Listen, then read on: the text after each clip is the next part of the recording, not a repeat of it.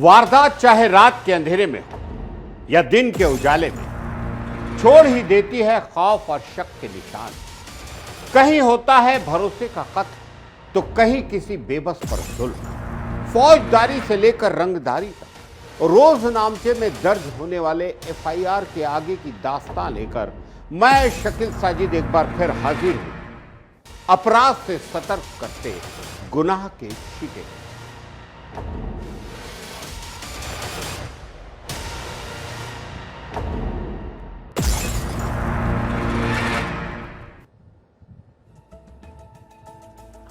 जहां पूरा मुल्क जगत माता दुर्गा की भक्ति में लीन है और बच्चियों को देवी का स्वरूप मानकर पूजा जा रहा है, वहीं दूसरी तरफ इस कलयुग में ऐसे राक्षस भी हैं जो नन्ही बच्चियों को भी हवस का शिकार बनाने से बाज नहीं आ रहे। मध्य प्रदेश के रीवा में एक ऐसे ही हैवान ने नवरात्रि पर 9 साल की मासूम को बनाया अपनी हवस का शिकार।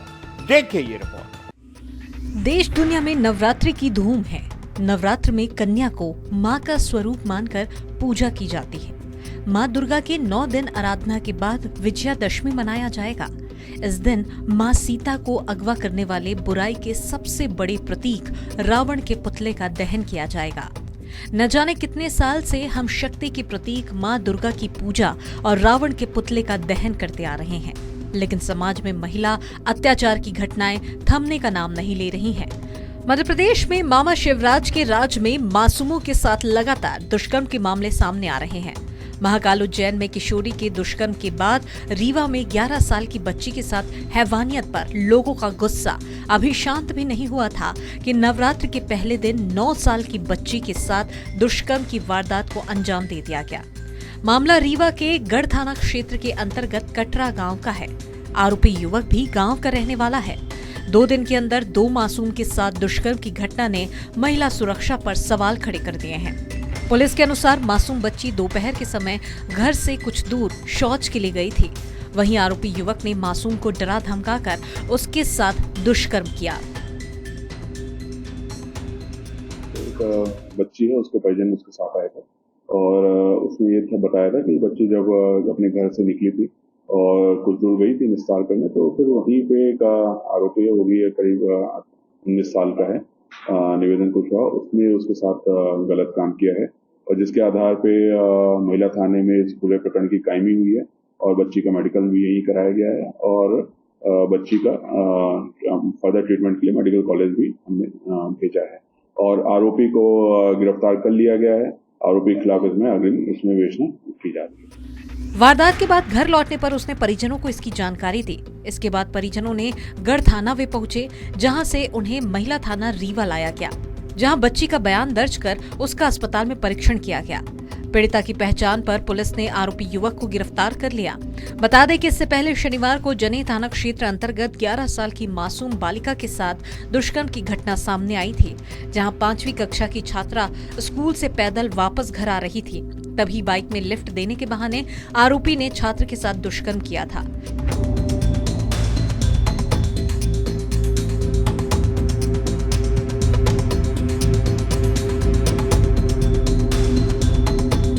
वहीं इससे पहले दुष्कर्म की घटनाओं पर जिला प्रशासन ने आरोपी के घरों पर अवैध अतिक्रमण बताते हुए 24 घंटे के भीतर ही बुलडोजर घर पर चला दिया।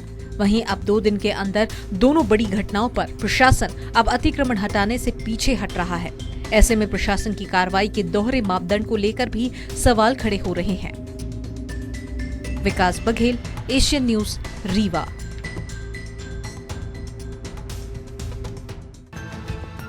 ये बात थी मध्य प्रदेश की। गुनाह के छींटे में अब बात करते हैं धान का कटोरा कहे जाने वाले छत्तीसगढ़ की। यहां पर भी दरिंदों की कोई कमी नहीं। जांजगीर चांपा में रिश्तों को शर्मसार कर देने वाली खबर सामने आई है।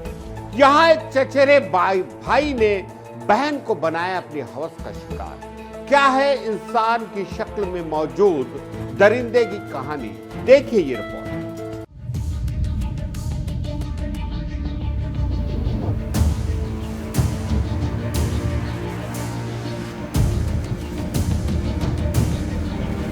जांजगीर चांपा में रिश्तों को शर्मसार कर देने वाली घटना सामने आई है। शिवरी नारायण पुलिस ने नाबालिग चचेरी बहन से दुष्कर्म करने वाले आरोपी चचेरे भाई को गिरफ्तार कर लिया है और उसे न्यायिक हिरासत में भेज दिया है। मामले में पुलिस ने आरोपी के खिलाफ पॉक्सो एक्ट के तहत एफआईआर दर्ज किया है। रायपुर से आरोपी चचेरे भाई की गिरफ्तारी मोबाइल लोकेशन के आधार पर हुई है। दरअसल पीड़िता ने 20 अगस्त को थाना आकर रिपोर्ट दर्ज कराई थी कि बलौदाबाजार जिले के टुंड्रा के रहने वाले चचेरे भाई ने खाने में नींद की दवा मिलाकर दुष्कर्म की घटना को अंजाम दिया। घटना के बाद से आरोपी फरार हो गया था। पुलिस ने साइबर सेल की मदद से लोकेशन के आधार पर रायपुर से आरोपी को गिरफ्तार करके जेल भेज दिया है।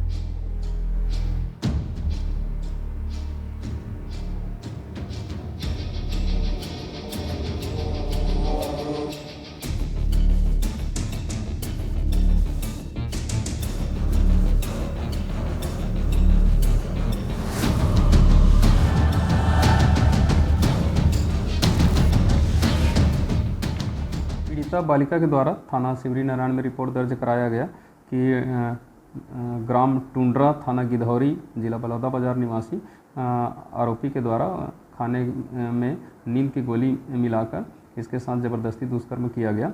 इस पर से थाना शिवरी नारायण में धारा 376 आईपीसी और पॉक्सो एक्ट के तहत अपराध पंजीबद्ध किया गया था। घटना के बाद से ही आरोपी फरार था, जिससे साइबर सेल की मदद से उसका लोकेशन लेकर हिरासत में लिया गया। हिरासत में लेकर पूछताछ करने पर उसने अपना जुर्म कबूल किया, जिस पर से उसे विधिवत गिरफ्तार कर न्यायिक रिमांड पर भेजा। शिवरी नारायण पुलिस के अनुसार आरोपी युवक शिवरी नारायण के कबीर आश्रम में रहकर काम करता था। पीड़िता नाबालिग बालिका जो कि उसके चाचा की बेटी थी, जिसे उसके पास छोड़कर नाबालिग बालिका का भाई गुजरात कमाने चला गया था। जब घर वाले वापस आए तो नाबालिग ने अपने घर वालों को पूरी वारदात बताई। नाबालिग ने बताया कि उसके पेट में दर्द हो रहा है। इसके बाद चेकअप करने पर पता चला कि वह तो प्रेग्नेंट है, जिसके बाद घटना की जानकारी पुलिस को दी गई। पुलिस ने आरोपी युवक के खिलाफ मामला दर्ज कर मोबाइल लोकेशन के आधार पर राजधानी रायपुर से उसे गिरफ्तार कर सलाखों के पीछे भेज दिया है। Prakash Sahu, Asian news, Janjgir Champa. एक मां जिसने बेटे को पहले अपनी कोख में 9 महीने तक रखा, उसके जन्म होने पर खुशियां मनाई। उसे उम्मीद थी कि उसका बेटा एक दिन उसके बुढ़ापे की लाठी बनेगा। लेकिन छत्तीसगढ़ के जांजगीर चांपा में जो मामला सामने आया है वो बहुत ज्यादा क्रूरता वाला है। कलयुगी बेटे ने शराब के लिए अपनी ही ममतामयी मां की हत्या कर दी। देखिए ये रिपोर्ट। नशा इंसान को किस हद तक ले जाती है, इसकी एक बानगी छत्तीसगढ़ के जांजगीर चांपा जिले में देखने को मिली, जहां हत्या का एक सनसनीखेज मामला सामने आया है। जिस मां ने अपना खून पसीना बहाकर औलाद को पाला पोसा, उसी औलाद ने अपनी मां को ही मौत के घाट उतार दिया। युवक ने नशे के लिए पैसे नहीं देने पर रिश्तों को शर्मसार करते हुए अपनी मां की पीट पीट कर हत्या कर दी। इस घटना के बाद इलाके में सनसनी फैल गई। हत्या की जानकारी लगते ही पुलिस ने हत्यारे बेटे के खिलाफ मामला दर्ज कर उसे गिरफ्तार कर लिया। जब आरोपी का नशा उतरा तो उसे अपने किए गए इस कृत्य पर काफी पश्चाताप हुआ और उसने मां की हत्या करना खुद ही स्वीकार कर लिया। पूरा मामला बिर्रा थाना क्षेत्र के डबरा खुर्द गांव का है, जहां कलयुगी बेटा शराब पीने का आदी था और मां उसे शराब पीने से मना करती थी। घटना के वक्त भी शराब पीने के लिए घर से चावल बेचने बेटा निकल रहा था, जिस पर मां ने आपत्ति जताई और इसी के बाद बुजुर्ग मां की हत्या कर दी। धारा 302 आईपीसी का अपराध कायम कर विवेचना में लिया गया। विवेचना के दौरान मामले के संदेही अनिल पटेल को हिरासत में लेकर पूछताछ किया गया, जिस पर से उसने घटना को स्वीकार किया। आरोपी शराब पीने का आदी था और शराब पीने के नाम पर ही वाद विवाद लड़ाई झगड़ा करता था अपनी मां से, और उसी वजह से उसने अपने मां की हाथ मुक्के से मारकर हत्या कर दी थी। इस पर से आरोपी द्वारा अपना अपराध कबूल करने से और उसके विरुद्ध पर्याप्त साक्ष्य पाए जाने से विधिवत गिरफ्तार कर न्यायिक रिमांड पर भेजा गया। दरअसल डबरा खुर्द गांव में 70 साल की बुजुर्ग महिला अवधमती पटेल परिवार के साथ रहती थी, जिसका बेटा अनिल पटेल शराब पीने का आदी था और आए दिन इसी बात को लेकर मां बेटे के बीच अक्सर विवाद होता रहता था। वारदात के दिन भी कलयुगी बेटे ने शराब पीने के लिए घर से चावल बेचने के लिए जा रहा था। इसी बीच उसकी मां अवधमती पटेल ने आपत्ति जताई और बेटे को ऐसा करने से रोका तो आरोपी बेटा अनिल पटेल आग बबूला हो गया। पहले तो उसने अपनी मां की हाथ मुक्के से पिटाई कर दी और फिर जमीन पर पटक दिया, जिससे बुजुर्ग मां अवधमती पटेल की मौके पर ही मौत हो गई। वारदात के बाद आरोपी बेटा अनिल पटेल मौके से फरार हो गया था। सूचना के बाद बिर्रा पुलिस मौके पर पहुंची और जांच शुरू की। इस दौरान मुखबिर की सूचना पर आरोपी बेटे अनिल पटेल को गिरफ्तार कर सलाखों के पीछे भेज दिया गया है। Prakash Sahu, Asian news, Janjgir Champa.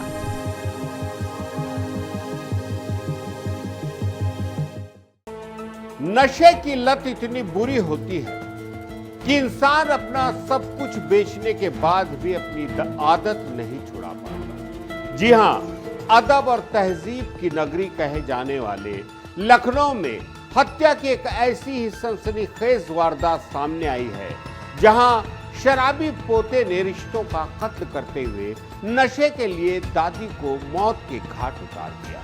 क्या है परवान चढ़ते नशे की दर्दनाक दास्तां, देखिए ये रिपोर्ट।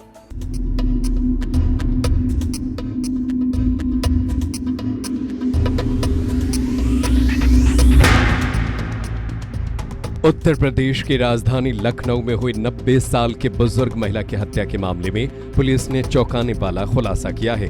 पुलिस ने हत्याकांड के मामले में बुजुर्ग मृतका के पोते को गिरफ्तार किया है। पुलिस के अनुसार शराब के आदी पोते ने दादी से पैसे मांगे और पैसे न मिलने पर बेरहमी से हत्या कर दी थी। ये तस्वीर है 90 साल की बुजुर्ग महिला शैल कुमारी का, जो अब इस दुनिया में नहीं रही। बीते रविवार को पुलिस कंट्रोल रूम के जरिए सूचना मिली थी कि बुजुर्ग महिला की हत्या कर दी गई और उनका उन्हीं के घर पर खून से लथपथ शव पड़ा मिला था, जिसके बाद मौके पर पहुंची पुलिस ने शव को कब्जे में लेकर पोस्टमार्टम के लिए भेजकर मामले की जांच शुरू कर दी। शुरुआती जांच में पुलिस ने लूट के इरादे से हत्या के शक की बिना पर मामले की जांच आगे बढ़ी तो शक की सोई मृतका के पोते की तरफ गई, जिसके बाद सर्विलांस की मदद से अलीगंज पुलिस को कामयाबी मिली और दादी के हत्यारे पोते को पुलिस ने गिरफ्तार कर मामले का खुलासा किया।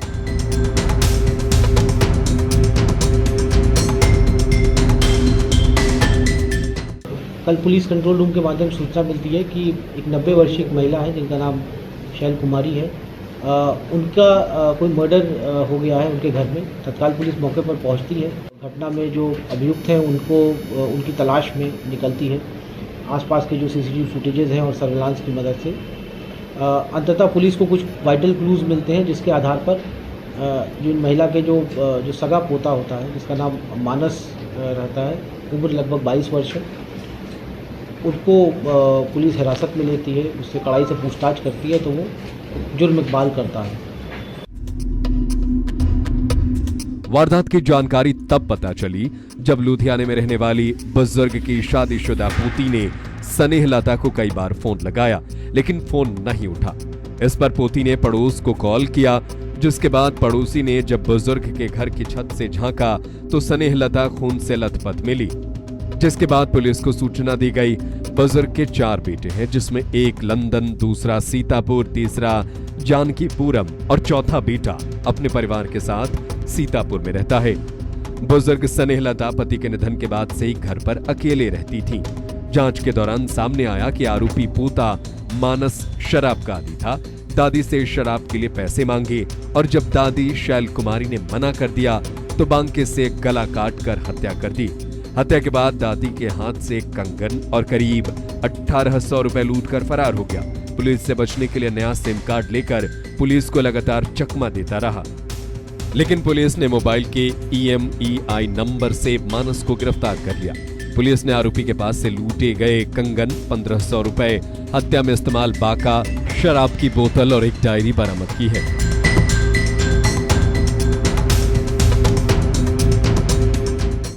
मानस ये विगत 2 दिनों से ये वृद्ध महिला के साथ में ही था और फिर इसको ये नशे करने का आदी था और इसको नशा करने के लिए कुछ पैसों की ज़रूरत थी, तो इसने पैसे मांगे। उसको लगा कि दादी के पास पैसे होंगे, बट दादी के पास पैसे नहीं थे और फिर उसी में कहासुनी हुई और कहासुनी के दौरान आक्रोश में, आवेश में आकर के इसने इस पूरी घटना को अंजाम दिया।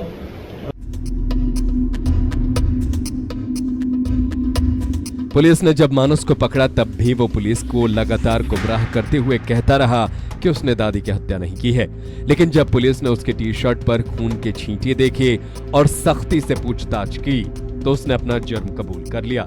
रिश्तों के कत्ल का ये कोई पहला मामला नहीं है, पहले भी इस तरह के कई मामले सामने आते रहे हैं। इस मामले में जहां पोते ने दादी का कत्ल कर दिया, जिसके बाद अब पोता दादी के कत्ल के मामले में सलाखों के पीछे है, वहीं बुजुर्ग की मौत से परिवार के लोग गमजदा हैं। Ravi Kumar, Asian news, Lucknow. चोरी की घटनाएं तो आपने बहुत सुनी, लेकिन ट्रैक्टर चोरी की वारदात सुनी है? जी हां, उत्तर प्रदेश के संभल में पुलिस ने एक ऐसे गिरोह का पर्दाफाश किया है जो ट्रैक्टर को बनाते थे अपना निशाना और ट्रैक्टरों के पार्ट्स को अलग कर बनाते थे जनरेटर और अन्य उपकरण। क्या है गिरोह की कहानी, देखिए ये रिपोर्ट।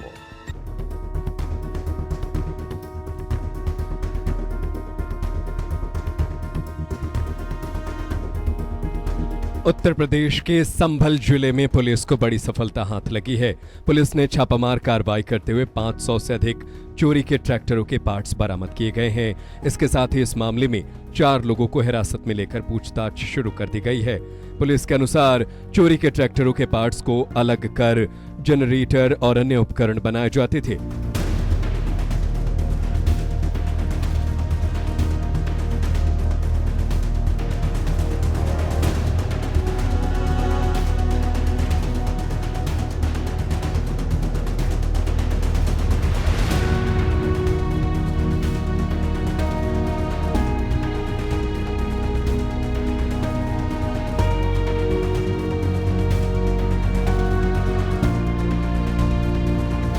फिलहाल पुलिस की जांच जारी है। वहीं पुलिस की इस कार्रवाई से हड़कंप मचा हुआ है। पूरा मामला नखासा थाना इलाके के रायसत्ती पुलिस चौकी के निकट का है, जहां पुलिस ने मुखबिर की सूचना पर रायसत्ती पुलिस चौकी के पास बनी मार्केट में दुकान और गोदाम पर छापेमार कार्रवाई की।